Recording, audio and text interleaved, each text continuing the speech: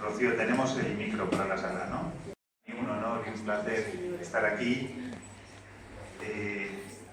Como ha adelantado Marisa, además para mí tiene, digamos, hay cuestiones afectivas importantes en que esté hoy aquí. Y antes que nada quisiera empezar por agradecerle a Marisa el trabajo de tantos años.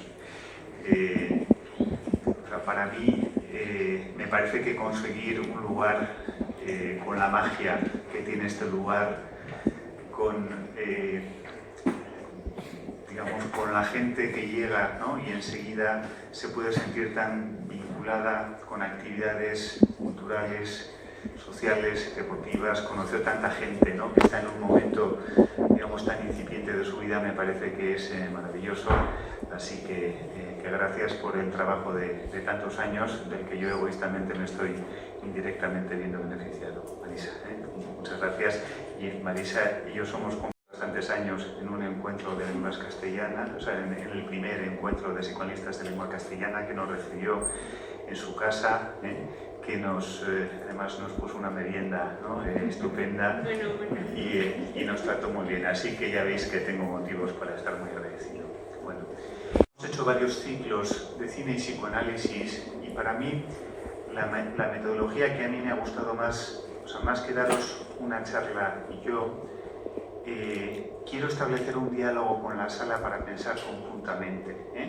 Almodóvar, Freud decía que los poetas tienen la capacidad de conocer el alma humana en profundidad mucho antes que los científicos. Y de hecho, el mismo Freud basó algunos de sus grandes descubrimientos en dramaturgos como Sófocles o como Shakespeare. Entonces, para mí, Almodóvar es uno de esos grandes creadores. A diferencia, por ejemplo, del cine de estudio, ¿no? Hay películas, digamos, que están concebidas en su totalidad por un creador o por un artista que tiene la libertad de poder recrear su mundo interno. Y yo tengo la sensación de que Almodóvar muchas veces dice mucho más de lo que dice, y puede haber diferentes niveles de lectura de una misma película.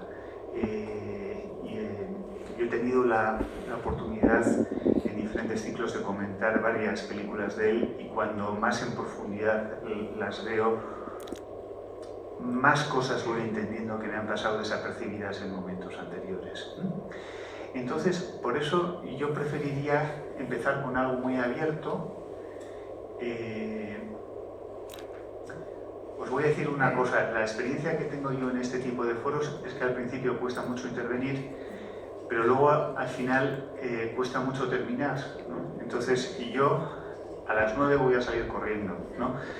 Como tarde, igual terminamos antes, pero cuanto antes empecemos, yo creo que antes vamos a poder entrar en la dinámica que pretendo que podamos crear entre todos. Voy a empezar preguntándoos, os voy a confesar algo. Yo pensaba que me iba a encontrar con un marco en el que iba a haber fundamentalmente colegiales, por lo tanto yo pensaba que iba a tratarse de gente que seguramente no había nacido cuando se rodó esta película y que seguramente desconocía mucho de todo aquello, y estoy viendo que muchas de las personas que nos acompañan, peinan canas como yo, ¿no? Y que seguramente esta es una segunda o una tercera vez que visitan la película. Así que, me parece que este cruce intergeneracional seguramente puede ser muy fecundo, Así que os animo a todos a que nos pongamos a pensar conjuntamente. Entonces, yo lo primero que os preguntaría es, ¿qué es lo que os ha llamado más la atención? ¿Os ha emocionado, no? ¿O ha habido algo que os haya chirriado, que os haya sentado mal? O sea, un poco desde el sentimiento, os preguntaría. Por favor. Si os pediría que digáis simplemente vuestro nombre. Sí, me llamo Amelia.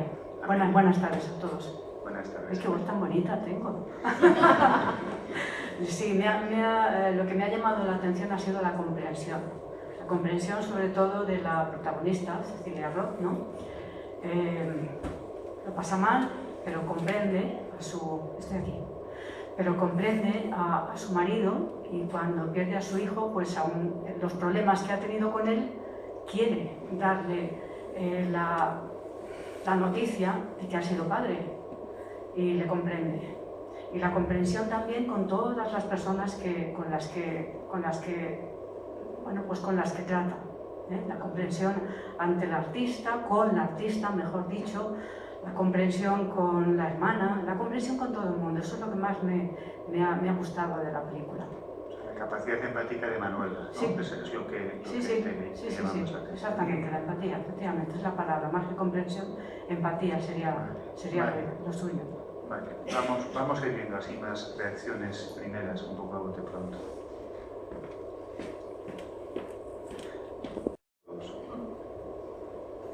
Bueno, a mí me llaman Miguel Ángel. Sí, porque nadie nos llamamos por nuestro nombre, ¿no? Nos llaman. Bueno, lo que más me ha llamado la película han sido dos cosas. Una primera, el título. Yo creo que Almodóvar nos mete en una situación de trampa, porque es todo sobre mi madre, pero realmente toda la primera parte y la búsqueda es del padre. El regalo que pide el chaval es conocer a mi padre, o sea, la falta, la ausencia, etcétera, todo esto, ¿no? Y luego otra cosa que me ha llamado muchísimo la atención, la película va en la línea de lo que ha comentado la compañera antes, es que he leído esta mañana justo un pequeño artículo en El País que habla sobre el tema de la aproximación a otras personas en situaciones difíciles, ¿no? Y pone tres partes o tres pasos: la lástima, que yo creo que aparece mucho al principio en la película, la solidaridad como segundo paso, y el tercero, el tema de la empatía, que yo creo que es el que más lo borda, ¿no? Pero vamos, que en la película pueden verse los tres pasos en las relaciones entre las personas de mi film.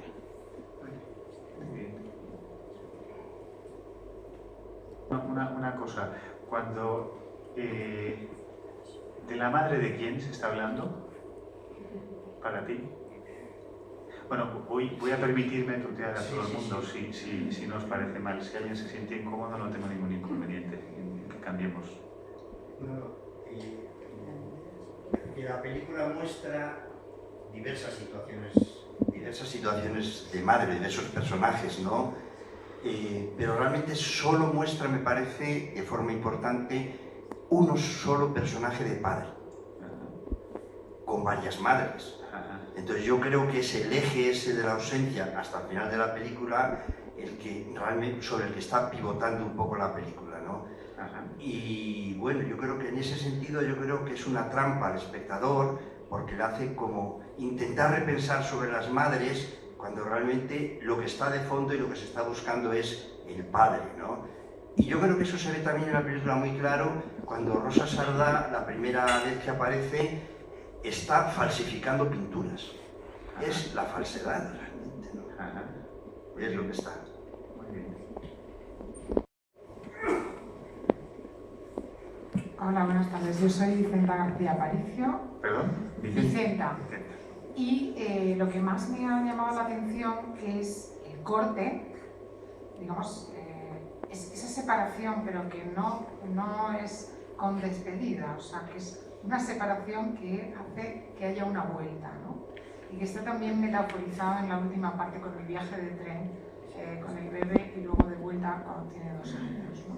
Entonces, a mí me parece que sí que trata sobre la maternidad, sobre lo maternal, sobre la solidaridad entre mujeres.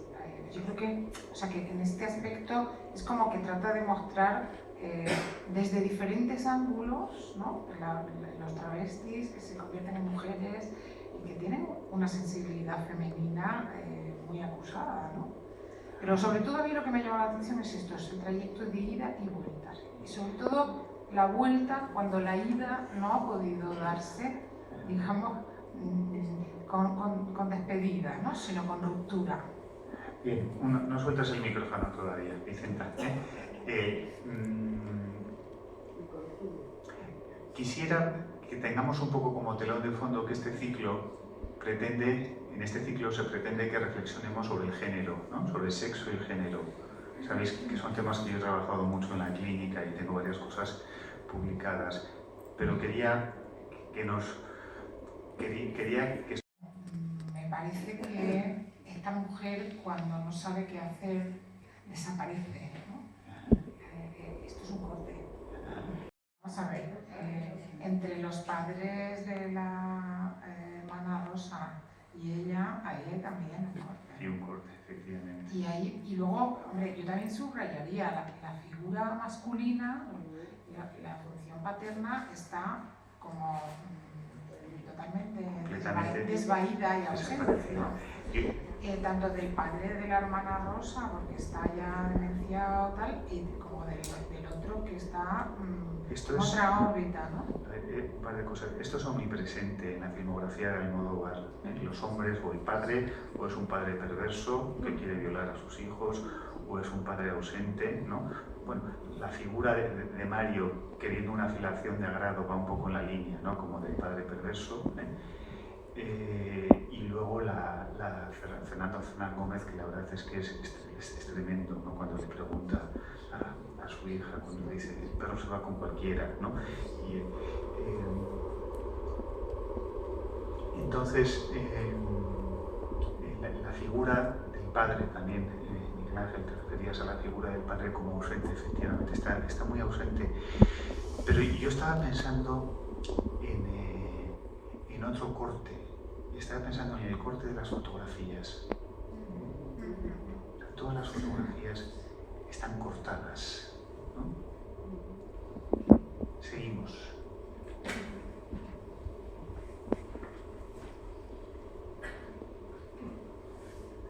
Soy Malena Calvo, mucho tenerte aquí y que hayas elegido esta película porque los dos somos fan de Almodóvar con variaciones y tal, ¿no? Pero esta película me parece muy interesante.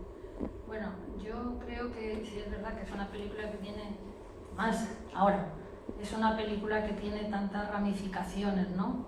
Pero hay algo que a mí me ha gustado, que es los trasplantes y las suplantaciones en la película, ¿no? Los trasplantes de órganos, uno puede vivir a costa de otro o gracias a otro.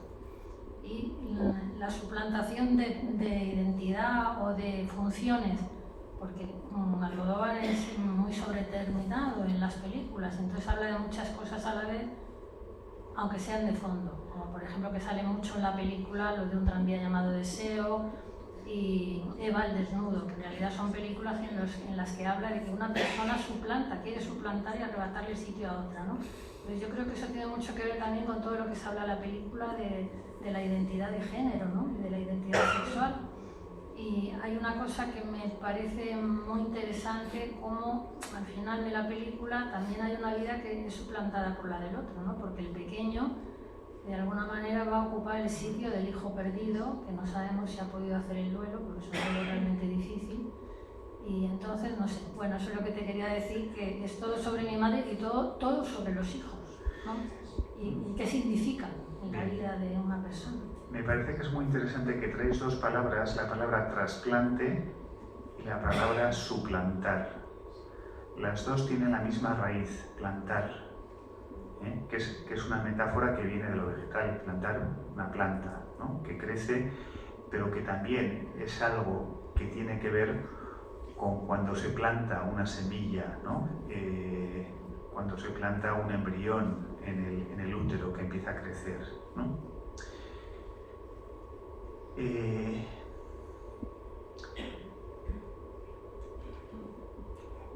Las películas o las obras a las que aludes, yo no sé si los que, digamos, entre los que estamos aquí conocéis, yo tengo un poco de trampa porque como es una película que he presentado ya varias veces, he podido repasar un poco en profundidad. Algunas cosas ya sabía y recordaba, pero otras cosas ni sabía ni recordaba, ¿no?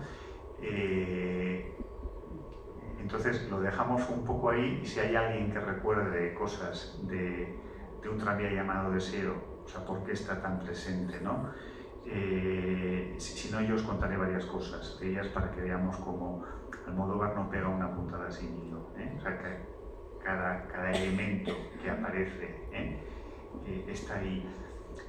Yo iría un poquito más, también, bueno, igual hay temas que podemos ir dejando pendientes y vamos viendo qué es lo que sale, ¿no?, de otras personas del auditorio, y luego vamos entretejiendo entre todos. Muchas gracias, Malena. Malena y yo somos compañeros desde hace años y compartimos otra vez un Almodóvar en un congreso. Le hablé con ella. Hola, buenas noches. Mira, a mí me llama la atención dos o tres cositas, ¿no? Una, el ambiente un tanto sórdido de las sexualidades, ¿no? Cómo se plantea en la película, ¿no? El escenario, donde los coches, el escenario. Almodóvar, que siempre ha, no presumido, pero sí ha lanzado las sexualidades alternativas, me llama la atención cómo lo plantea con esa sordidez. Por otro lado, hay otra cosa que también, y es lo pegajoso de las relaciones entre las mujeres. Entre ellas se aman a sus maneras, pero de una forma muy pegajosa, que en unos finales terminan Marisa Paredes interpretando a Lorca, la sangre, etcétera, y la que había sido su compañera totalmente perdida, ¿no? Es decir, un tipo de relaciones donde si no hay determinadas contenciones, ¿qué pasa? ¿Qué ocurre luego al final? Y la tercera, porque sí, es una característica para mí de Almodóvar, creo que ahora el último Almodóvar se está enfrentando al padre, a su padre, ¿no?, y a su historia personal, son hipótesis, ¿no? Pero qué bonito el diario del chaval. Qué bonito. A pesar de todo, hay alguien que es capaz como hombre de poner palabras o intentar ponerlas y descubrirlas. Ojalá le toque el camino a Luis Esteban Piquiñín que nace, ¿no?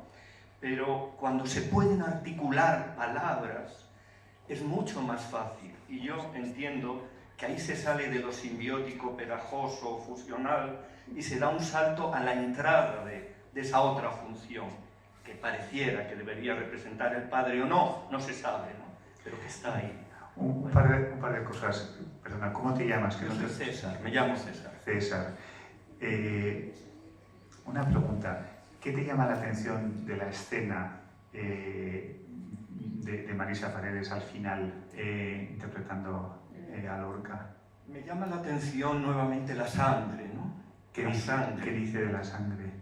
No lo tengo grabado en esto, ¿no? Me llama y cómo le dan masajes en los brazos para tranquilízate, serénate, porque no puedes tú con todo. Es lo que yo siento que le dice el compañero que está ahí al lado. Pero no tengo... Es como si estuviera hablando de Manuela, porque dice que cuando se recoge la sangre de un hijo, ¿no? Digamos, ella dice que la sangre se derrama en un momento, ¿no? Y la persona desaparece en un momento, pero que a ella le ha costado mucho tiempo y que como es su sangre, ¿no?, la puede chupar, ¿no? Dice, la puedo chupar y no me da asco porque es mía, ¿no? Y eso se me conecta con lo que dices, ¿no?, de la pegajosidad. O sea, ¿no será Almodóvar quien está hablando de su pegajosidad con su madre? A pesar de la pregunta que yo estoy en parte de acuerdo con lo que decía el primer compañero, ¿no? ¿No será que él en el fondo habla de que también puede estar habiendo algo en él? Porque si no el título no tendría tanto sentido, ¿no? Ajá. Sí, y quizá la pegajosidad que ha salido aquí está un poco en contraposición al corte del que hablábamos antes, ¿no? Son como situaciones contrapuestas. Hola, buenas tardes. Yo me llamo Silvia y me he quedado con dos cosas para pensar. El tema de los nombres, las identidades, pensando en lo que hay ahora de todo el tema de los trans y cómo transicionan, ¿no?, de llamarse de una forma a llamarse de otra, que hay muchos nombres. El nombre del padre, que ahora no recuerdo cómo se llamaba, ¿cómo se llamaba? ¿Cómo se llamaba el padre? Esteban, y luego pues, se llama como mujer Lola, pero también están los nombres artísticos, ¿no? Y los nombres que eligen, el nombre de Uma, el nombre de Agrado, ¿no? Pensaba en las identidades, ¿no? Está hablando todo el rato de las nuevas identidades. ¿Quién es quién? Son todos a la vez. Es un poco Esteban, un poco Lola, un poco Uma, un poco, ¿no? Y también el tema del cuerpo, ¿no? El cuerpo, aquí cómo funcionan los cuerpos que están operados, pero que tienen el miembro masculino. ¿Qué se ve ahí? ¿Se ve un hombre? ¿Se ve una mujer? ¿Qué se ve? ¿No? Solamente eso me interrogaba sobre eso. Gracias. Silvia, no sueltes el micro.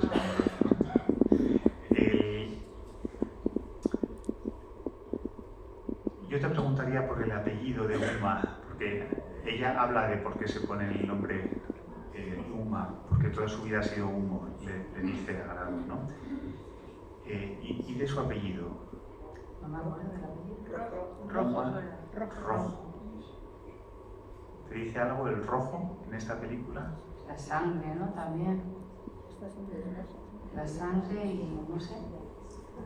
Pero fíjate... Va siempre de rojo, sí, es verdad. Ella va mucho de rojo. Está ahí. Está omnipresente. La pasión, no sé, no lo sé.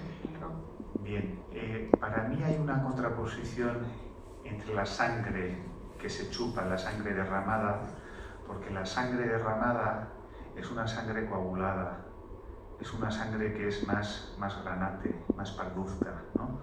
Y sin embargo el rojo, ¿no? Está el rojo en los labios, el rojo en los abrigos, el abrigo que tiene Uma, el abrigo que tiene Manuela, el abrigo con el que luego aparece la monjita. ¿Os imagináis a una monjita con un abrigo rojo? ¿No? Entonces el rojo está muy presente y en varias escenas está muy presente. Fijaos el papel que tienen los labios, porque has hablado también de algo de lo corporal, te has referido a los genitales, pero los labios también están muy presentes, ¿no? Si a alguien se le ocurren más cosas sobre esto. De la primera fila que también intervengan para que digan lo que les venga.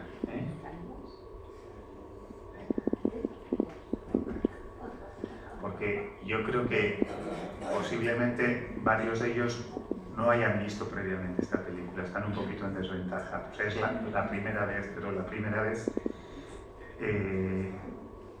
también hay un aspecto como más impactante.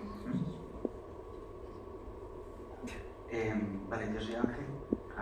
Y a mí me llamó bastante la atención que como que Manuela pues oye de Madrid y bueno, pues había tenido una vida en Barcelona, pero como que más o menos llega sin conocer a nadie. Y prácticamente en todas las relaciones que establece, como que se hace muy necesario. No le da igual a la gente o son amigas, sino es como se hace necesario. Es necesario que la gente es dependiente de ella y decide que se quede y le ayude y eso. Es muy interesante lo que cuentas, Ángel. Te voy a preguntar un par de cosas más para que pensemos juntos. Fíjate, centras la atención en que Manuela establece un tipo de relación particular, ¿no? En que al final toda la gente pasa a depender de ella, ¿no? ¿Esto tú crees que tiene que ver con la función materna? A ver, yo creo que le sale un poco sin querer, pero sí que al final ella es la madre de la película, tipo Rosa la monja, cuando la conocen porque ella es la madre pues de las putas, ¿no? Y al final actúa Manuela como madre de Lola, sustituyendo a la propia madre de Rosa. Efectivamente. Además, Almodóvar nos dibuja una relación muy descarnada de Rosa con su madre, ¿no? Que la verdad es que Rosa María Sabrá, que es la actriz que falleció hace no demasiado, lo hace muy bien, porque la mirada de asco, la mirada de asco, antes alguna persona también hablabais, ¿no? la falsificación de los chavales y demás en la primera escena, pero se nota muy bien lo que es una relación fallida, ¿no?, entre una madre y una hija. Hay solo un momento tierno cuando va a dar, cuando se va a ir a la cuando va a ir a la cesárea a su hija, le puede dar un beso tierno, aunque en realidad se está marchando en el momento más importante donde tendría que quedar al lado de su hija, pero en ese momento en que se está marchando le puede dar un beso con ternura a su hija, que seguramente es el único beso tierno que le puede dar esta madre a esta hija.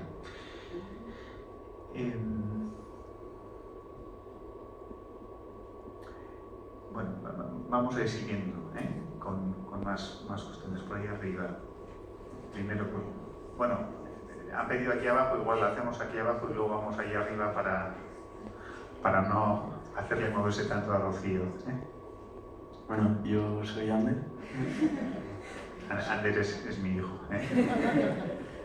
Y no, a mí lo que me ha llamado la atención es que al principio de la película hay como una relación entre el hijo y la madre que a mí al menos me ha parecido un poco extraña, porque de la parte del hijo hay casi como una especie de deseo hacia la madre y como que se ve casi que la trata como si quisiese que fuese su novia. Bien. Vamos a ver, efectivamente hay un diálogo. Bueno, la película empieza con la imagen de un suero con el gotero y la vía, ¿no?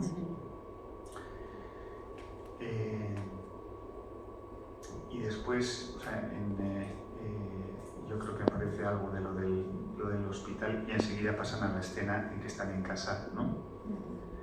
Aparece ese anuncio de Dodotis que a mí me encanta porque me acuerdo de él, muchos de nosotros nos acordamos de ese anuncio, vosotros seguramente no, ese de Dodotis. Pero efectivamente ahí hay un diálogo que perturba mucho, ¿no? Porque la madre le dice, ¿no?, empiezan a hablar de lo de todo sobre Eva, ¿no? Y ahí se ve cómo está escribiendo, ¿no? Él, en cuanto piensa lo de cómo cambian los títulos, que, ¿no?, desde luego que manía de cambiar los títulos al castellano y demás, pero él se ve que él se da cuenta de que el título de lo que él está queriendo escribir, ¿no?, cuando dice todo sobre, ¿no?, sobre Eva, o sea, sí, Eva el desnudo es como lo traducen en castellano, pero en inglés es All About Eve. O sea, y él se da cuenta de que lo que él quiere escribir es todo sobre mi madre, ¿no? Y que ahí hay una imagen en negativo en que efectivamente yo creo que se ve que es Almodóvar, ¿no? O sea, de alguna manera Almodóvar se está... o sea, Almodóvar está en el hijo, ¿no? Almodóvar está en el hijo. Entonces, el diálogo que tienen, ¿no? ¿Recuerdas cómo es el diálogo? No exactamente. Bueno, esto me parece que es una salida torera, ¿no? Dijo, a ver si triunfas como escritor. Y le dice, lo que hace falta para triunfar como un escritor es tener un buen rabo. Y le dice, no me hables así. Y le dice, ¿tú te prostituirías por mí? Entonces yo diría, ¿esto qué es? ¿A vosotros os parece que es una conversación entre un hijo y una madre? No es apropiada, ¿no? O sea, él, de alguna manera, a través de la palabra, se está sacando sus genitales, ¿no? Aparece la palabra rabo, ¿no?, que luego aparece de otras maneras muchas veces en la película, ¿no? Pero también él se mete en la intimidad de la sexualidad de su madre, ¿no? ¿Tú te prostituirías por mí? Bueno, entonces, eso a nosotros como psicoanalistas nos resulta importante, interesante, porque nos habla de algo que se tendría que haber reprimido y no se ha podido reprimir. Nos habla de que hay algo, ¿no? Cuando has dicho, es como si quisiera, sí, hay un par de escenas en que parece que es más novio de su madre, como tú has dicho, ¿no?, que hijo, ¿no? Y además, el chaval, vamos a ver, yo sí me imagino, si tuviera Esteban, delante de mí en un contexto informal, le diría, joder, chaval, mira el mundo, ¿no? Además de tu madre, el universo es infinito, ¿no? O sea, no te quedes ahí tan pegado, ¿no? No te quedes ahí tan cautivado, ¿no? Y fíjate si te puedes ir a buscar sexualidad lejos, ¿no? De ahí, ¿no? Pero ahí da la sensación de que hay una problemática, ¿no? O sea, eso que se debería de haber reprimido, ¿no? En un aparato mental más neurótico. Los psicoanalistas, cuando decimos neurótico, es algo organizado en torno a la represión, digamos que es lo más cercano a la normalidad que podemos tener, aunque el tema de la normalidad no nos gusta demasiado en el psicoanálisis, porque como todos nos hemos tumbado durante muchos años en un diván, somos bastante conscientes de nuestra normalidad. Entonces, por eso recelamos bastante, ¿no?, de ese término. Y entonces, efectivamente, ahí nos damos cuenta de que hay una falla en la represión, que luego vamos a ver las consecuencias que tiene. Seguimos. No te había visto. No, sí, es que pensaba que había perdido la palabra, pero bueno, me da igual. Bueno, lo que quería comentar es que todo sobre mi madre es todo sobre mujeres, porque en realidad los hombres, los dos hombres que aparecen, bueno, el hombre que aparece es un hombre que está perdido y realmente está perdido. O sea, quiere decir que hay que ocuparse de él porque está perdido.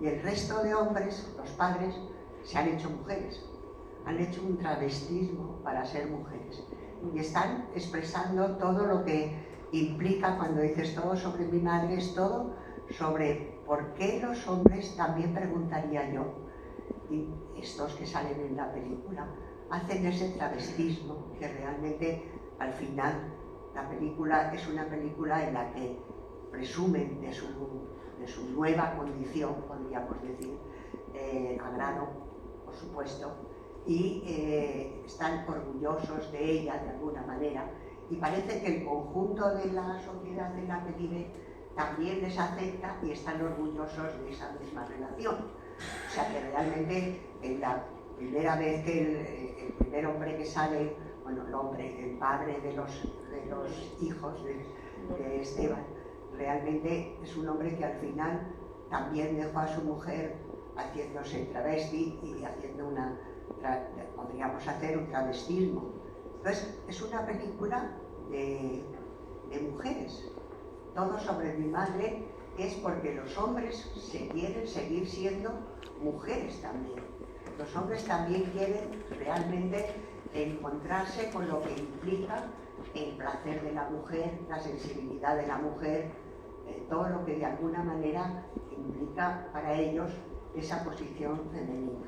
Entonces, en este momento de tantas transexualidades y demás, me parece interesante ver cómo Almodóvar pone el acento en eso, o sea, en cómo realmente el hombre desea ser una mujer. Sí. Voy a comentar un par de cuestiones. Espera, un momentito. Vamos por orden. Primero es allí arriba, después aquí abajo y después aquí, ¿vale? Marisa, quería comentar una cosa, porque es la cuestión en la época en que vimos esta película, Agrado y Lola eran travestis, o sea, para nosotros eran travestis. En la calle no utilizábamos el término travesti, se utilizaba el término travelo, ¿no? Sí. Y además estaba ya muy presente, ¿no? Desde años antes. Yo tengo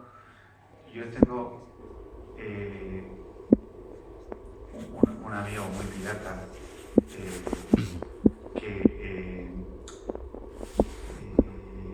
en una determinada época, claro, era una época en que la mayoría de los anuncios de contactos y este tipo de cuestiones estaban en los periódicos de papel, ¿no? Sí. Entonces, una de las cosas que los chavales lo primero que hacíamos cuando veíamos un periódico era ir a ver qué cosas ponían, ¿no? Y ponía cosas, qué sé yo, como francés, cine, griego, tal. Había que enterarse de que eran todas esas cosas, ¿no? Y él me decía, ¿te has dado cuenta que la tercera parte de los anuncios de prostitución son travestis, ¿no? Y es algo muy curioso porque es algo que estaba, digamos, como en el inframundo, ¿no? era algo que estaba en los periódicos, que todo el mundo lo veía, pero de lo que nadie hablaba. Y de lo que nadie hablaba, y Agrado dice algo en un determinado momento. Y dice, las operadas no trabajan nada, ¿no? Nosotros trabajamos mejor, ¿no? Porque a los clientes les gustan, la otra le entiende reumáticas, y dice, qué raro son los tíos. Es muy divertida esa escena, ¿no? La verdad es que Almodóvar tiene muchísimo sentido de humor, ¿no? Para este tipo de cuestiones. Pero ahí, lo que entonces se conocía como travesti, ¿no? En realidad uno lo dice, no, o sea, travesti, el término textualmente quiere decir el que se viste de, ¿no? O sea, la mujer que se viste de hombre o el hombre que se viste de mujer, ¿no? Todos nos hemos disfrazado alguna vez, ¿no? Especialmente a los chicos, ¿no? Nos gusta disfrazarnos de chicas muy neumáticas alguna vez, yo creo que casi todos lo hemos hecho, ¿no? Y sin embargo, ¿no? Hoy en día lo denominaríamos transexualidad.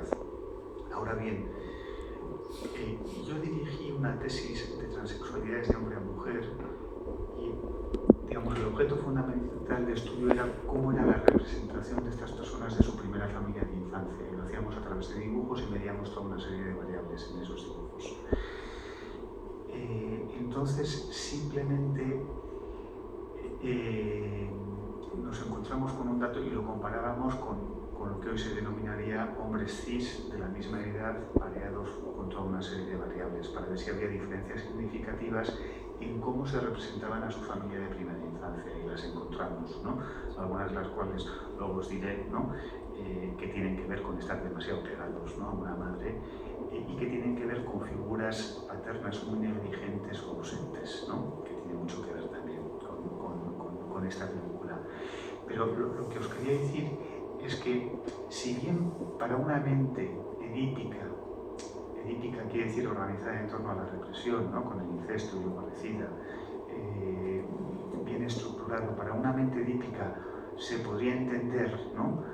Una disforia de género en que un hombre quisiera transformarse en mujer.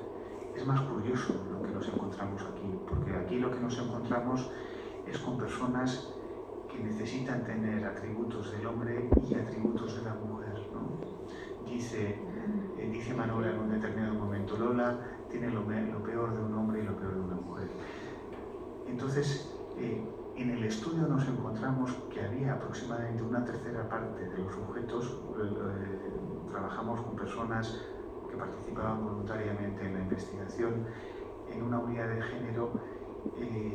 La tercera parte de las personas se habían puesto pechos, pero no tenían pensado hacer una neovagina, o sea, no tenían pensado operarse los genitales. Entonces nos encontramos con personajes o con personas, ¿no? Que necesitan estabilizarse de esta manera. ¿De acuerdo? Al decir personaje lo digo como personaje de la película, no en el sentido peyorativo, por favor. Me llamo Maite. A ver, además de todo lo que se ha dicho sobre esto, me parece muy rico. Bueno, yo me he quedado pensando al comienzo de la película, cuando aparece la otra película traducida como Eva al desnudo, pero que además el chico hace ese comentario a la madre, que dice, qué malas traducciones. En realidad la película se llama, y aparece el título de la película en inglés, Todo sobre Eva, ¿no? Y claro, esta película se llama Todo sobre mi madre, lo cual no es ninguna casualidad. Me parece que Almodóvar habla mucho de él mismo en la película, solamente con esto. Pero luego, cuando aquí surgió, se habló de las suplantaciones, pensando en Eva al desnudo o Todo sobre Eva, es así, empieza con que, bueno, Bette Davis... Resúmenos brevemente la película, si te acuerdas. Sí, Bette Davis, que por cierto, al final en los agradecimientos, el primero que aparece es a Bette Davis. Bueno, yo creo que la hemos visto todos. Bette Davis hace el papel de una actriz famosa que está en su camerino y entra a visitarla una jovencita muy humilde, si no recuerdo mal, creo que era Ann Baxter, no estoy segura, pero me parece que sí, ¿no? Que entra así como muy modosita para presentarse como una ayudante, una, no criada, pero algo parecido.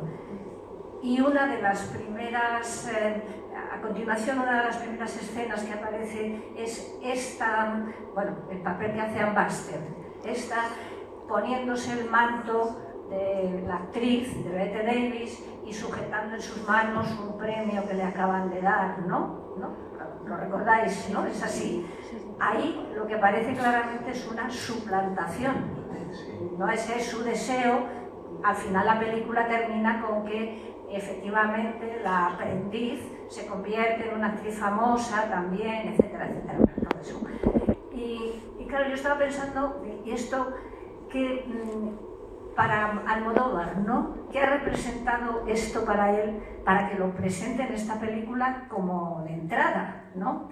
Aparte de su homenaje al cine, está claro, ¿no? Porque Almodóvar también ha tenido su Oscar, quiero decir. Por esta película, además. Sí, por esta película, además. O sea, no quiero decir... que es una pregunta, ¿no? ¿Cómo está aquí el tema de la suplantación? ¿Cómo te parece a ti que esté aquí el tema de la suplantación? Porque parecería como si Almodóvar estuviera diciendo, bueno, pues yo voy a hacer lo mismo que hace Anne Baxter en su papel en la película de Eva al desnudo. Yo creo que Gracias. Hay una cierta, efectivamente, el término suplantación, igual que el término trasplante, yo creo que lo ha traído antes Malena, ¿no? Es un tema muy importante y que está de forma reincidente en la película. Entonces, efectivamente, en todo sobre Eva, ¿no?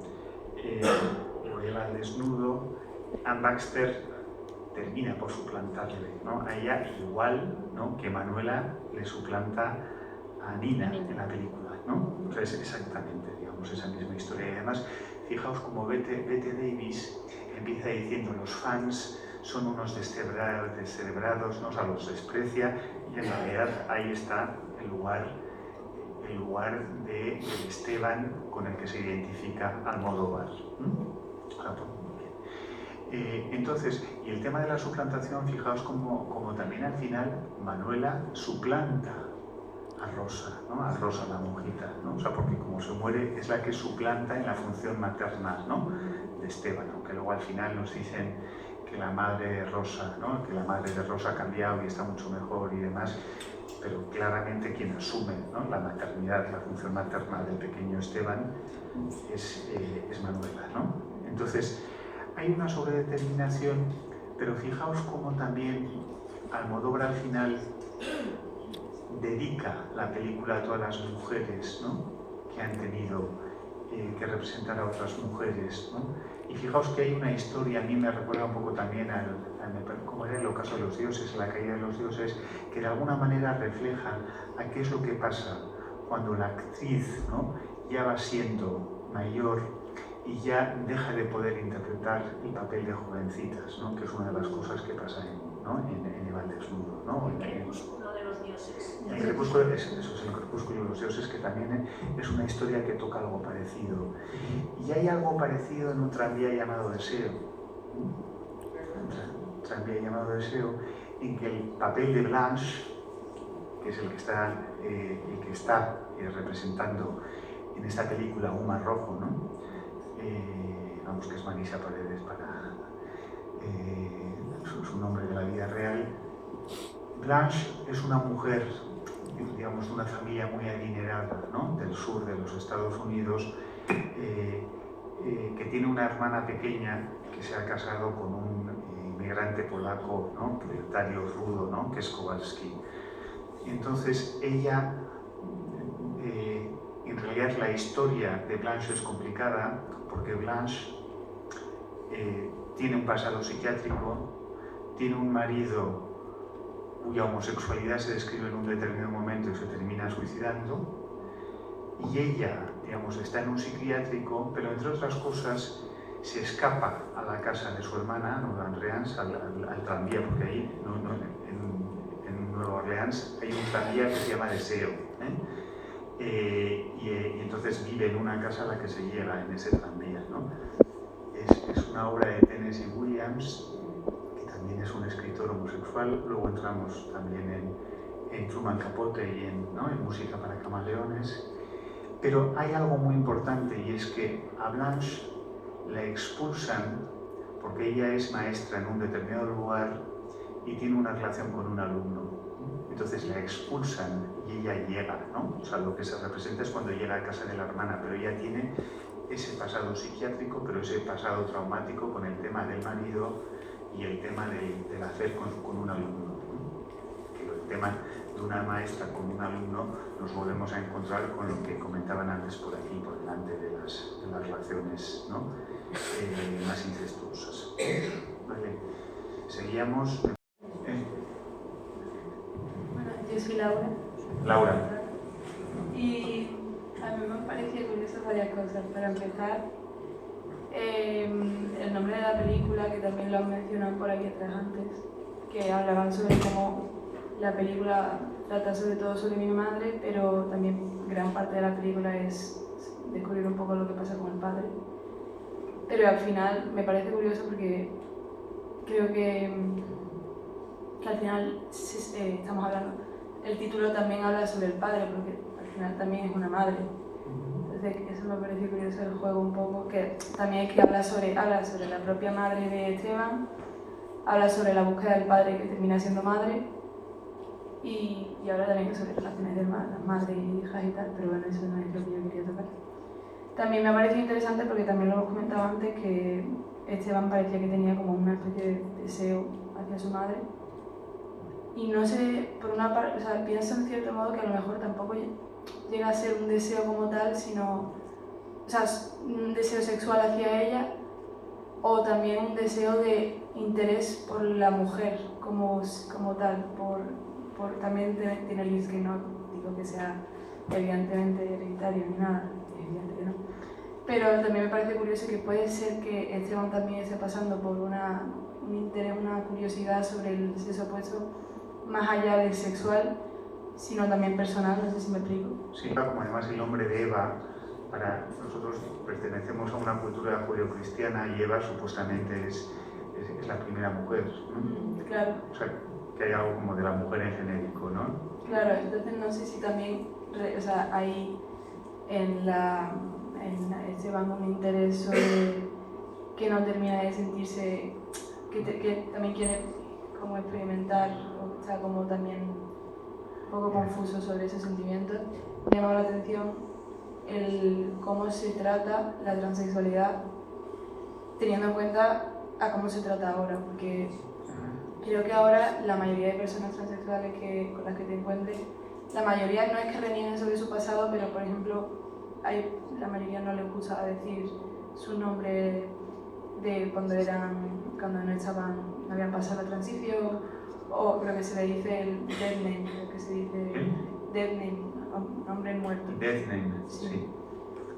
Y en esa es como que no se quiere, porque evidentemente lo han pasado mal y no quieren como recordar ese momento, supongo.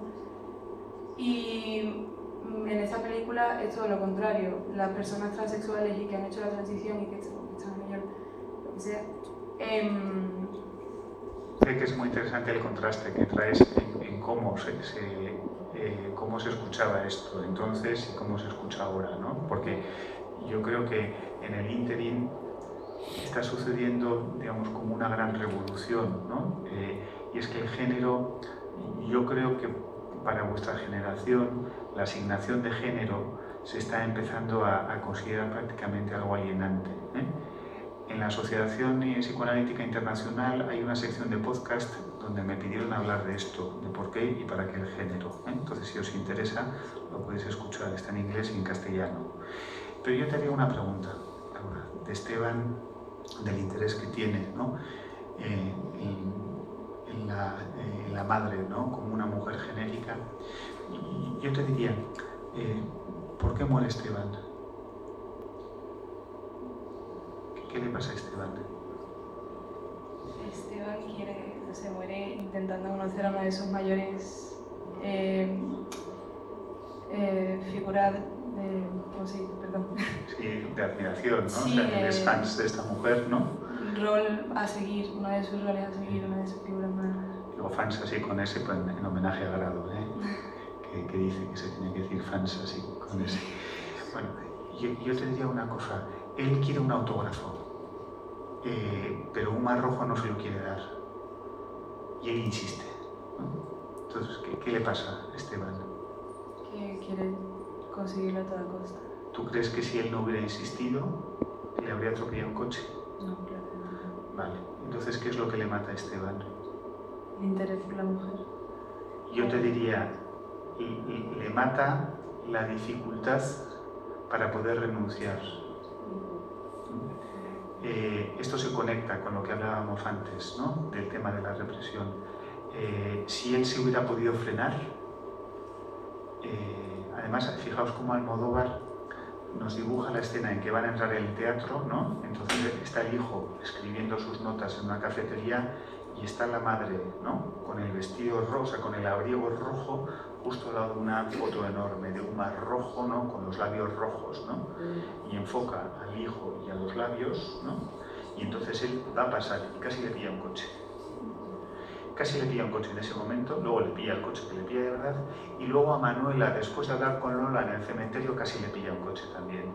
O sea, nos encontramos con tres situaciones en que no sabe parar, no sabe frenar. ¿De qué color está el semáforo cuando no se puede pasar? Rojo. Entonces, yo diría, yo muchas veces, cuando hay una instancia que los psicoanalistas llamamos superior, ¿no? Y que de alguna manera el superior lo que hace es poner un freno a los instintos del ello, ¿no? Entonces, para hablar, el superior tiene una faceta protectora. A veces vemos que limita el deseo y que eso tiene toda una serie de inconvenientes, pero el superior tiene una faceta protectora, ¿no? Entonces, yo muchas veces en las clases con alumnos o demás suelo hablar que cuando a un hijo o una hija se le enseña que en el semáforo rojo no se puede pasar, ¿no? También se le está protegiendo, ¿no? Se le está protegiendo de morir atropellados, ¿no? Entonces, esto es algo importante, ¿no? Porque si nos ponemos a pensar qué es lo que pasa con la falta de freno en la película, nos encontramos con muchas situaciones, ¿no? ¿Cómo se te ocurre follar con Lola, ¿no? Le dice, o sea, ¿cómo no pones freno a esa situación, ¿no? Y a ella misma, ¿no? Todos los excesos, ¿no? de la droga, ¿no? De los consumos. Lola se pincha durante más de 15 años compartiendo jeringuillas, ¿no? Hay una dificultad en general para poner freno,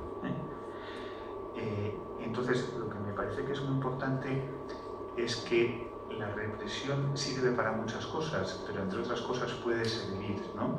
Para, si estamos hablando del código de la circulación, alguien que no puede respetar los semáforos en rojo no va a llegar muy lejos, ¿no? Seguramente va a morir joven, ¿no? ¿De acuerdo? Entonces, ahí hay una faceta protectora. Despierta muchos puntos, pero yo la verdad que cuando la oí, antes de verla, dije, ya por el título tenemos trabajo, porque todo no se puede. Entonces, vamos a objeto parcial, que es una cosa un poco más neurótica, ¿no? Entonces, puesto a decir, la madre debería decir, no lo sé, ni yo misma ni tú qué vas a decir, todo sobre mí, ¿no? Entonces eso ya es una idealización y una falta de límite, que enseguida pensé, bueno, pues vamos a ver si hay objeto parcial y total, en ese sentido, qué tipo de clínica podría pensarse en relación a lo que falta. O sea, qué necesidad, qué falta de hijo hay, porque yo lo que veo en la película es la identidad, ¿no? Para conformar un poco la identidad. Y veo que, digo, hombre, entre lo que dice el abuelo, el padre mayor, que dice, le preguntan por identidad y dice nombre, peso y estatura, ¿no? O sea, es lo más del DNI, ¿no? Y la complejidad de otras formas, ¿no? Que pueden ser todo, que como dice Agrado, hay que ver lo que se cuesta, ¿no? Llegar a ser lo que uno tiene en sueño, ¿no? Concretizarlo. Eso se puede concretar, algo de una imagen, yo me pongo los ojos que quiero, la cosa que quiero y que la cosa que sueño sea lo más parecido posible, ¿no? Es un exceso de concretud, o sea, y entonces yo en Manuela veía un paso intermedio que peleaba ahí entre tratar de poner algo más de límite, ponerse en el lugar del otro, o sea, siempre que dudaba, el papel de Manuela me llevaba a ese terreno intermedio entre el goce, por ejemplo, y el deseo. El tranvía deseo es un tranvía, no es lo mismo conducirte al deseo que al goce. Y hay una diferencia, el goce normalmente pues, se juega más en lo concreto, en no respeto a lo mejor al deseo del otro. Y el deseo admite como una limitación, un interjuego, un compromiso, ¿no?, entre lo que cada uno busca.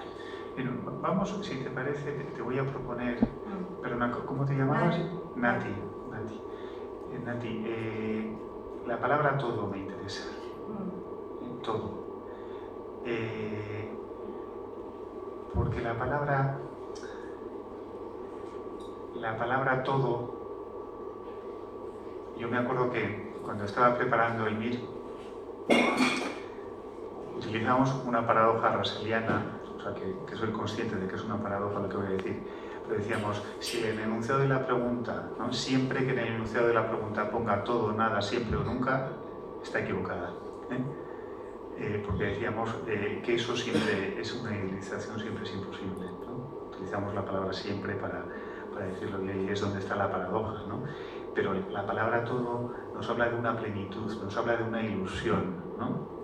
Y me parece que es muy importante. Bueno, la diferencia entre placer y goce y pasión, ¿no?, igual son cuestiones que podríamos ver, ¿no?, desde dónde se definen y cómo se definen, ¿no? La palabra goce es una palabra que sobre todo viene, ¿no?, de la lectura lacaniana de Freud y que tiene que ver con un placer ilimitado, ¿no?, con un placer que no está regulado por la ley edípica, ¿no?, o sea, fundamentalmente, y que tiene mucho que ver con lo que estábamos hablando, ¿no? Pero aquí vamos llegando a una cuestión que me parece que es muy importante, ¿no? También vamos llegando a una imago, ¿no?, a una imago que los psicoanalistas muchas veces, vamos a ver, es una fantasía de algo que podría estar representando un todo. Entonces, si consideramos, ¿no?, además estaba pensando en la historia del psicoanálisis, como primero tenemos a Sigmund Freud, ¿no?, y su falocentrismo, ¿no?, y luego tenemos a Melanie Klein, ¿no?, que desplaza, ¿no?, todo el peso de la situación a los pechos de la madre, a la teta buena y la teta mala, ¿no? Entonces podríamos decir que es como una especie de condensación del elemento fundamental para Freud y del elemento fundamental para Klein, ¿no?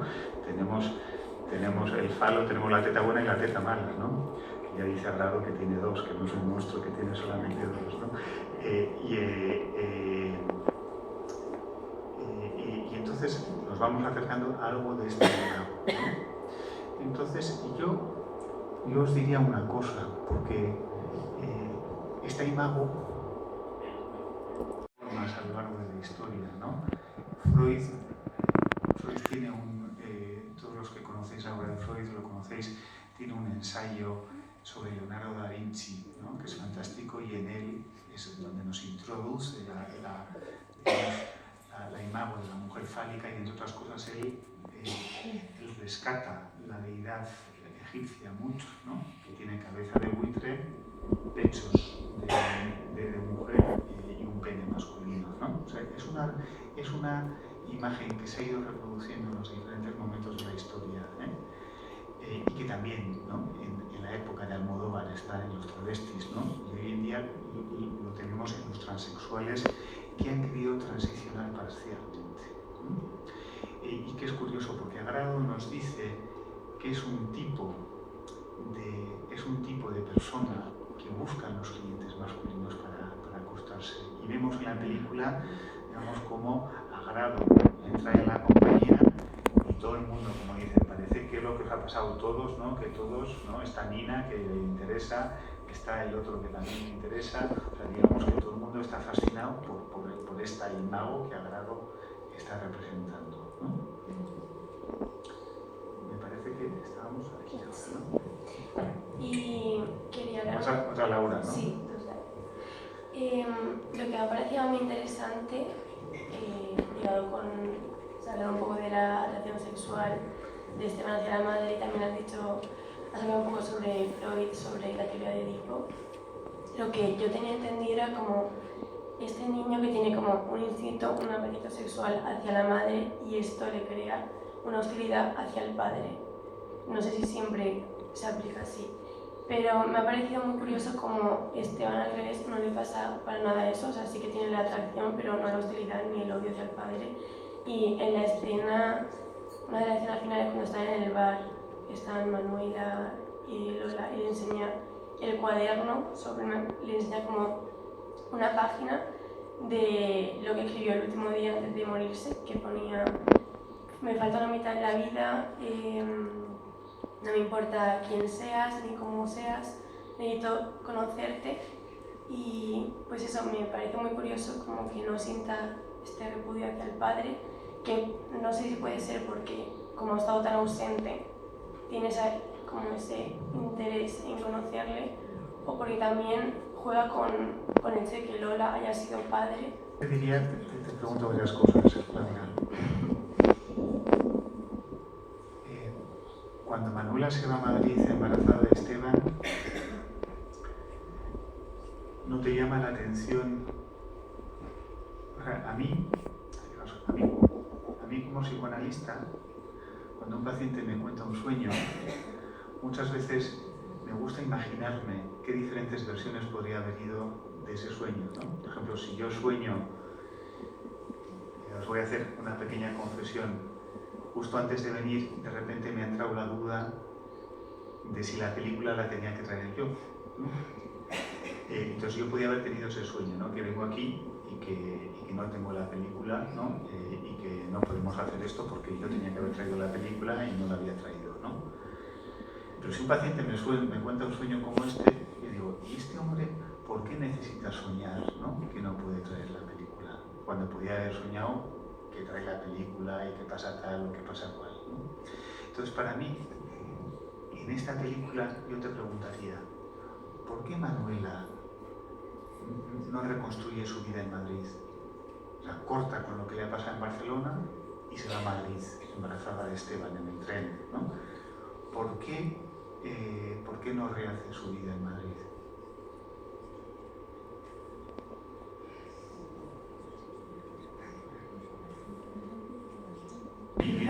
Yo te diría, porque está huyendo, o sea, no...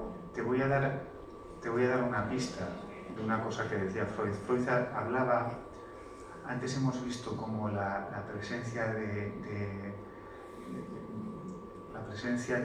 falo, ¿no? O sea, el falo se diferencia del pene en que digamos que es como una especie de pene muy potente, idealizado, ¿no? Que da como una cierta idea de completud y que casi siempre se define porque falta, ¿eh? Pero bueno, Freud establece una ecuación entre pene y bebé. Entonces, y fíjate como ahí otra de las imágenes que está sobredeterminada en la película es la mujer embarazada, la mujer con bebé o dentro de la tripa o fuera de la tripa, ¿no? Está en la historia de Manuela, está en la historia de Rosa, está en la historia de Estela, ¿no? Fíjate la escena, ¿no? En que está con el bebé dentro y después está con el bebé fuera, ¿no? Y cuando Agrado le dice, ¿no? El tema de vomitar, dice que ahora vas a salir con el bebé y ya no puedes vomitar, ¿no? Pero de hecho Rosa sale vomitando antes, ¿no? Entonces, yo te diría, es que Manuela se va a Madrid, ¿no?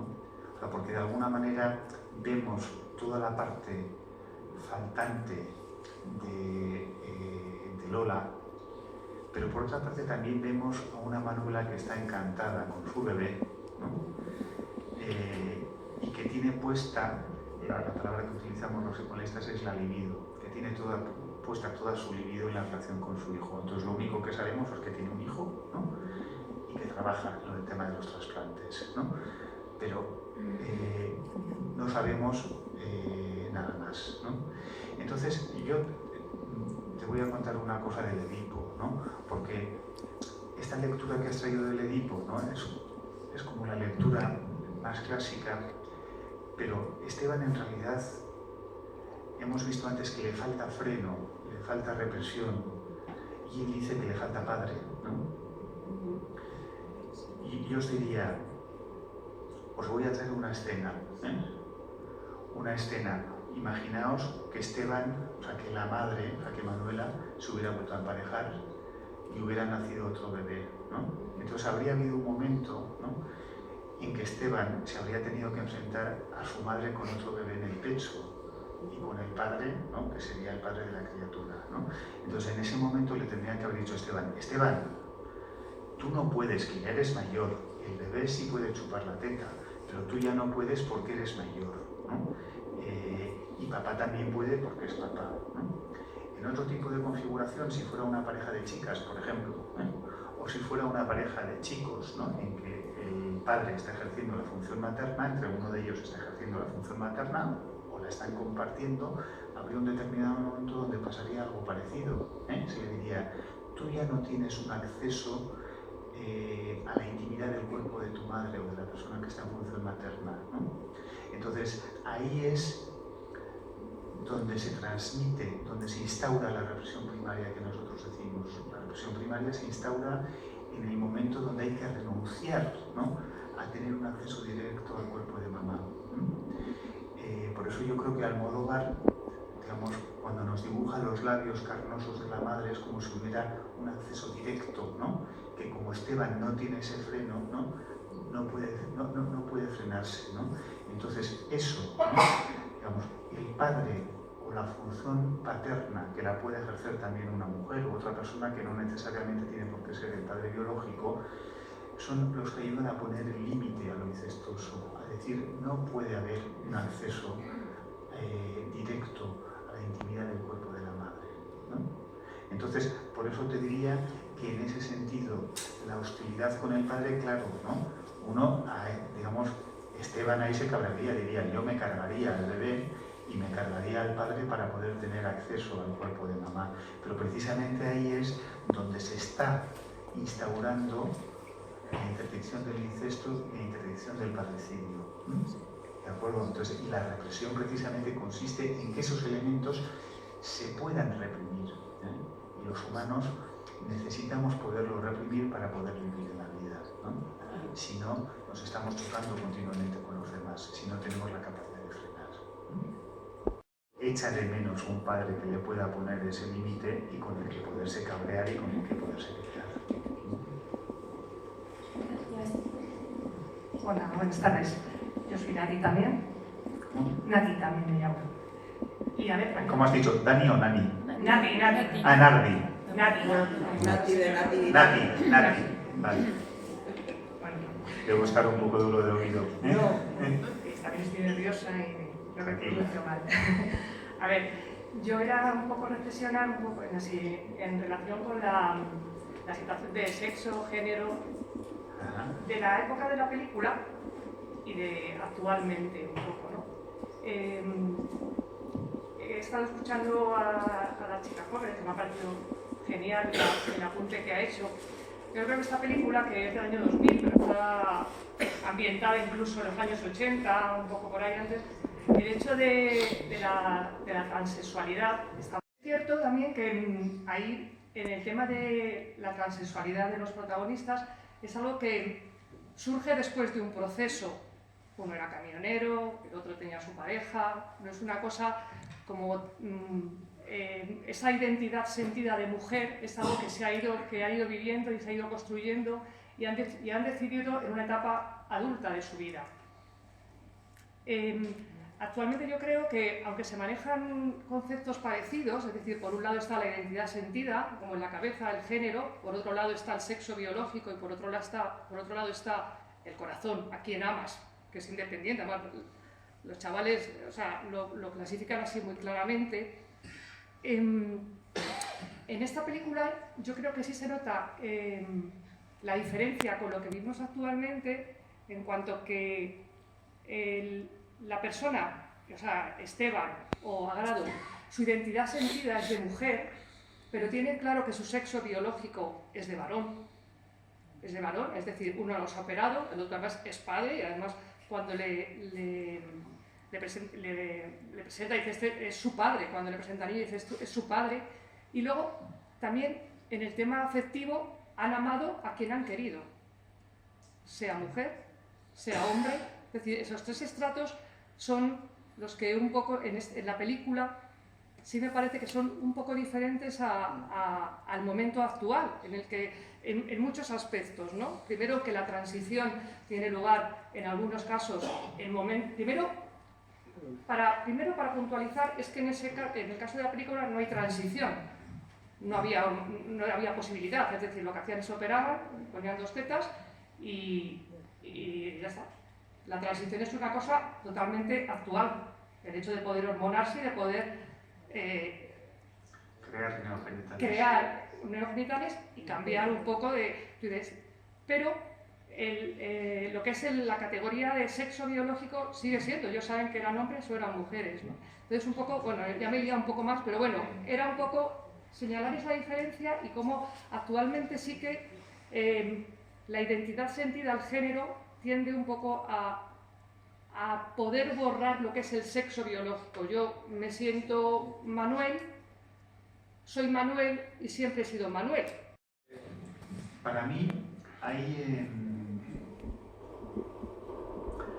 varias cuestiones importantes en lo que dices. Si yo traía esta película, o sea, vamos a ver, a mí como psicoanalista, habiendo estudiado desde hace muchos años bastante en profundidad todas estas cosas, a mí me parece que las cosas son mucho más complejas que lo que se plantea en la polarización ideológica. Yo creo que en la época en la que vivimos hay una cierta tendencia a que las posiciones sean posiciones muy polarizadas a favor o en contra, pero en que generalmente la información en que se basa es estar a favor o en contra es bastante pobre y bastante poco desarrollada y con un grado bastante superficial de comprensión de lo que está sucediendo. Entonces a mí una de las cosas, para mí esta película, ¿no? Digamos, le habría venido muy bien a Freud, ¿no? Para complementar el ensayo sobre Leonardo, porque yo creo que no nos habla de un hombre o de una mujer, yo creo que nos habla, ¿no? De una imago que tiene, ¿no? Todo lo de un hombre, todo lo de una mujer, ¿no? Y digo todo queriendo, porque de alguna manera es como que precisamente este punto de llegada es una imago en la que se intenta sostener, ¿no? Esa posibilidad del todo, y por eso me parece que es muy interesante, o sea, porque no es ni a favor ni en contra. Yo te diría, por ejemplo, con el tema de la ley trans, a mí, y ya venimos un poco a la actualidad, ¿no? Yo creo que la Constitución, está aquí Malena y yo formamos parte de una comisión, ¿no? Que hicimos un informe, ¿no? para lo del tema de la tramitación de la ley. La constitución de la identidad es un proceso enormemente complejo en el que intervienen muchos factores. Entonces, la posición psicoanalítica fundamentalmente, o sea, nosotros los psicoanalistas por definición, cuando alguien acude a nuestras consultas, tenemos que ser neutrales. Neutrales quiere decir que las decisiones que nuestros pacientes tomen en sus vidas es cosa de ellos. Como mucho igual podemos transmitirle a un paciente que le vemos un poco confuso para tomar decisiones muy importantes o muy trascendentes, pero de alguna manera no podemos tener ningún interés, ¿no? En que, por ejemplo, una persona trans que entre en la consulta con una determinada idea de transición lo modifique o no lo modifique. Eso es cosa de esa persona, ¿no? Pero el riesgo que hay es que hay muchos factores que interfieren en cómo se siente uno con su identidad de género, y muchos de esos factores son inconscientes y son desconocidos para la propia persona. Hay veces que se trata de cumplir, por ejemplo, el deseo de una madre o de un padre de haber tenido un hijo del otro sexo porque no lo han tenido. Hay veces que puede tener que ver con que hay figuras muy negligentes, hay veces que puede tener que ver con otra, muchas serie de factores también. Por ejemplo, también hay teorías biológicas sobre esto, ¿no? Los biologicistas hablan de que cuando, como sabéis, en las primeras 8 semanas de un embarazo se crean, ¿no?, digamos, todos los órganos genitales, pero el cerebro madura fundamentalmente en el tercer trimestre. Entonces los biologicistas hablan de que si hay un cambio hormonal, ¿no?, en esa época podría haber un cuerpo, ¿no?, con unas características y sin embargo, digamos, como un cerebro, ¿no?, discordante con el cuerpo, ¿no? Eso es de lo que hablan los biologicistas. Y es posible que en algunos casos sean así. Yo creo que hay algo multifactorial. Entonces, yo creo que los psicoanalistas no podemos ser más que respetuosos, ¿no?, con las opciones de cada cual, pero desde luego en una cuestión como esta, lo que para nosotros es importante es decir que las decisiones radicales en esta vida, ¿no?, es mejor que uno las tome con cierto conocimiento de causa, ¿no? Y nosotros lo que sí podemos aconsejar es que se haga un proceso de pensamiento y de reflexión para que cada cual, ¿no?, tenga más claro si quiere hacer las cosas en un sentido o en otro sentido. Pero para mí eso se trata, o sea, la neutralidad para el psicoanalista es un valor sagrado, ¿no? Si alguien acude a consulta en que no sé si me quiero divorciar o no me quiero divorciar, pues bueno, si usted se quiere divorciar o no es cosa suya, pero bueno, vamos a pensar qué es lo que le está pasando y qué tipo de conflicto tiene y qué tipo de dificultad tiene. Y hombre, yo sí le aconsejaría en que si quiere que yo le ayude tenemos que darnos un poco de tiempo para que usted se aclare con qué es lo que le pasa, ¿no? Porque una decisión así no es una decisión baladí. Y eso, ¿no?, que un psicoanalista piense para una decisión como esta, pues lo puede pensar, digamos, como para cualquier otra cosa, ¿no? Y las cuestiones de género también, ¿no?, también van un poco en esa línea. No sé si respondo a lo que me comentas, pero en ese sentido lo que quiero decir, Nati, es que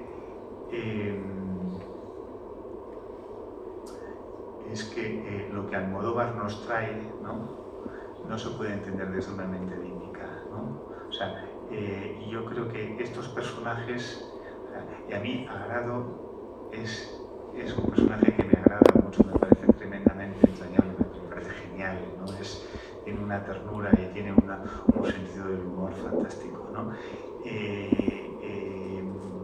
Agrado, yo creo que representan algo que está más allá de ser hombre o ser mujer, o sea, representan, digamos, una imagen compleja que tiene que ver con las dificultades también para tener que asumir que en esta vida todo no puede ser, que a veces nos tenemos que parar o nos tenemos que frenar para poder llegar más lejos, ¿no? Y yo creo que Almodóvar también nos trae un mundo de muchos excesos, ¿no?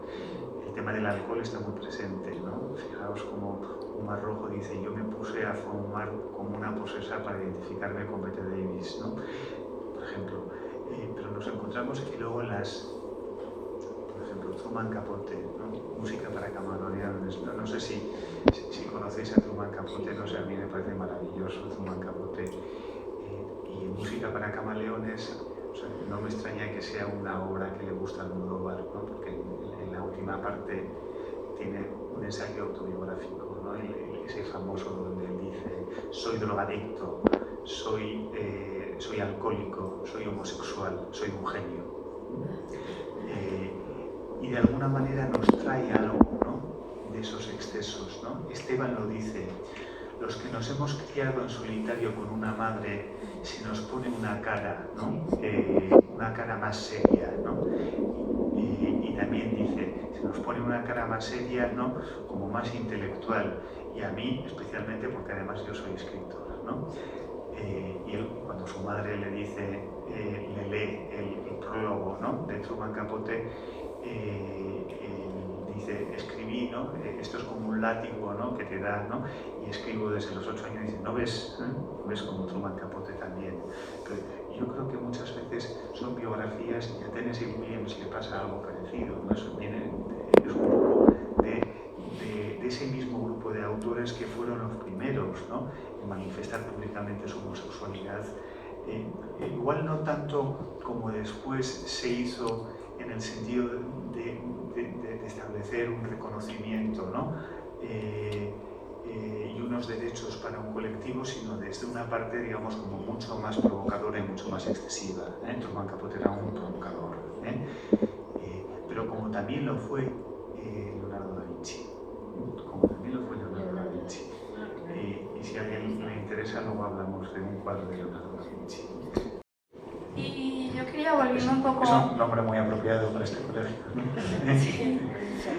Volviendo un poco al principio, a la pregunta de qué más os ha llamado la atención, yo creo que una de las cosas más valiosas de la película es la forma en la que se representan a las mujeres, porque creo que es muy fácil como reducir a la mujer a un estereotipo, y creo que lo que hace es mostrar un montón de mujeres diferentes. Y aparece pues la protagonista, que es una madre, que es enfermera, pero también aparece una monja, también aparecen mujeres trans, y creo que eso es algo como bastante interesante, sobre todo teniendo en cuenta el momento histórico en el que se pone histórico. Es decir, que yo no había nacido. Sí, el Pleistoceno.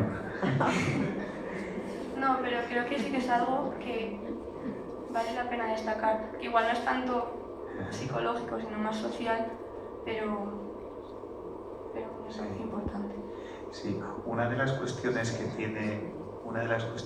tiene Almodóvar es que siempre se ha dicho que es un gran director de mujeres, ¿no? Sí. Sus mujeres triunfan mucho, ¿no? Y de hecho, yo creo que, no sé cómo se le llama, está el clan de mujeres Almodóvar. Sí. Y de hecho, cuando le dieron el Oscar por la mejor película extranjera, hay una escena que no sé si vosotros conocéis, porque es eso de 2000, 2001, una cosa así. Penélope Cruz, que ya sabéis quién es, la que hace de monjita, fue la que leyó, me parece que era con Antonio Banderas, ¿no? Y cuando vio que era, gritó ¡Pedro! No, o sea, es este. Entonces, Almodóvar, Marisa Paredes ha sido otra de sus musas, ¿no? Pero podríamos decir que él ha tenido una gran capacidad de dirigir a mujeres, de sacar lo mejor de las mujeres. Siempre son mujeres muy heroicas, madres coraje, ¿no? Muchas veces, y la mayoría de las veces, son madres muy acompañadas de hombres o ausentes, o negligentes, o perversos, ¿no? Entonces, pero efectivamente sí que nos muestra, digamos, como una serie de registros, ¿no? Digamos, muy... Yo sé que en la terminología actual hablaríamos de Lola y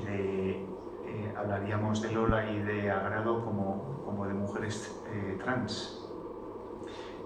En la terminología actual, por ejemplo, yo sería un hombre cis, ¿no?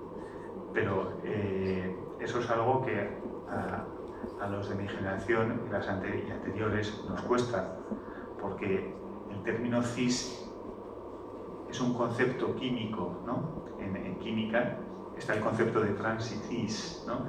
Y se utiliza como contraposición al término trans. Pero yo te diría una cosa, Isabela. Ahora sí. Isabela. No, sí la hay. Isabela. Ah, bueno. Perdón. ¿Por qué? O sea, porque fíjate que a Grado le preguntan ¿y por qué no te operas del todo? ¿Por qué crees que no se opera del todo? A ver, yo puedo dar mi opinión. Yo creo que al final, si eres una prostituta y trabajas en la prostitución, lo que vas a hacer es ajustarte a lo que requiere tu profesión. Y si precisamente lo que ella tiene, que la diferencia y que le hace tener éxito o que acudan a ella es tener un pene, pues al final va a reclamarlo como algo diferencial para ella y va a usarlo como un instrumento de trabajo. Y lo dice ella misma, si se operase pues ya no tendría tantos clientes.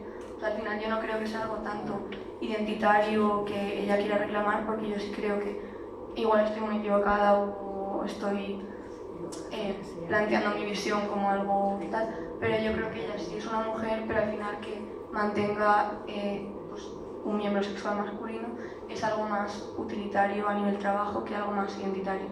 Bueno, efectivamente ese es el argumento que da Grado, Para mí, como psicoanalista, diría que eso es una racionalización. O sea, que hay motivos inconscientes más profundos. Voy a voy a retomar algo que creo que César comentaba antes de la pegajosidad.